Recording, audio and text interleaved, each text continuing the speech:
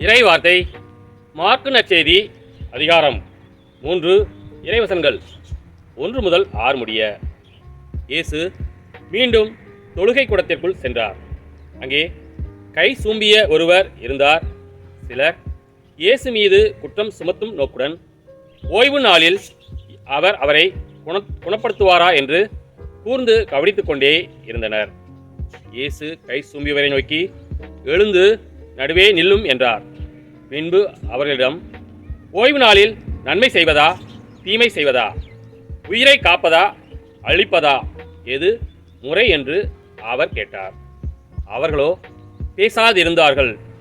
அவர் சினத்துடன் அவர்களை சுற்றிலும் திரும்பி பார்த்து அவர்களது பிடிவாத உள்ளத்தை கண்டு வருந்தி கை சூம்பியவரை நோக்கி, கையை நீட்டும் என்றார்.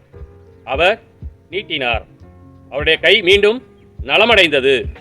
உடனே பரிசேயர் வெளியேறி எதிரியோடு சேர்ந்து இயேசுவை எப்படி ஒழிக்கலாம் என அவருக்கு எதிராக சூழ்ச்சி செய்தனர். கிறிஸ்துவின் நற்செய்தி.